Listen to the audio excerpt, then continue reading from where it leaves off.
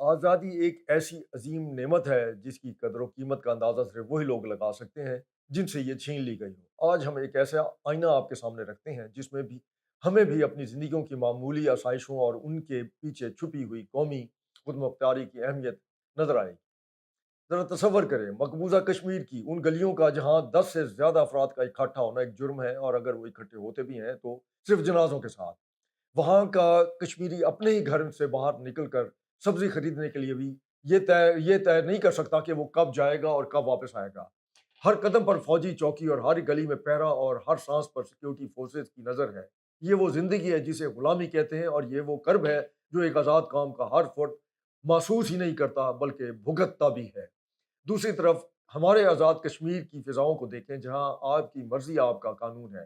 آپ جہاں چاہیں چلے جائیں، جو چاہیں کام کریں اور اپنی زندگی اپنے اصولوں پر گزاریں۔ یہ آزادی ہمیں مفت نہیں ملی، اس کے پیچھے لاکھوں شہیدوں کا خون اور ایک طویل جدوجہد کی تاریخ ہے۔ لیکن افسوس، آج ہم اپنی اس آزادی کا درست استعمال کرنے کے بجائے بعض اوقات نادانستہ طور پر یا کسی بیرونی ایجنڈے کے تحت اپنے ہی ملک میں انتشار اور بدامنی کے بیج بو رہے ہیں۔ سوشل میڈیا کے پروپیگنڈے اور چند مفاد پرستوں کے بہکاوے میں آ کر ملک کی جڑیں کھوکھلی کرنا دراصل اس نعمت آزادی کی ناشکری ہے۔ تاریخ گواہ ہے کہ جب کوئی قوم اپنی آزادی کی قدر نہیں کرتی اور ناشکری کا رویہ اپناتی ہے تو اللہ تعالیٰ اس سے یہ نعمت چھین لیتے ہیں۔ ناشکرے پن کا انجام ہمیشہ غلامی اور ذلت کی صورت میں سامنے آتا ہے، اور یہ بین الاقوامی عالمی تاریخی طور پر ایک حقیقت ہے۔ ناظرین، یہ وقت انتشار پھیلانے کا نہیں بلکہ ہوش کے ناقل لینے کا ہے۔ ہمیں یہ سوچنا ہوگا کہ اگر ہم اپنے ہی ملک میں امن اور استحکام برقرار نہیں رکھ سکتے تو پھر ہم دوسروں کو کیا منہ دکھائیں گے؟ جو قومیں اپنی آزادی کی حفاظت نہیں کرتی وہ وقت کے دھارے میں گم ہو جاتی ہیں۔ ریاست کے خلاف زہر اگلنا، اداروں کو کمزور کرنا اور ملک میں خلفشار پیدا کرنا صرف دشمن کے ہاتھ مضبوط کرنے کے مترادف ہے۔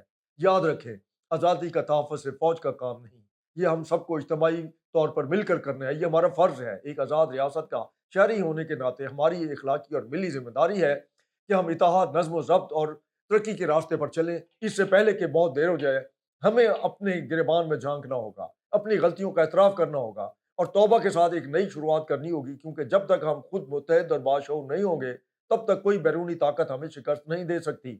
اللہ ہمیں سمجھنے اور اپنی نعمتوں کی قدر کرنے کی توفیق عطا فرمائے۔ اللہ حافظ۔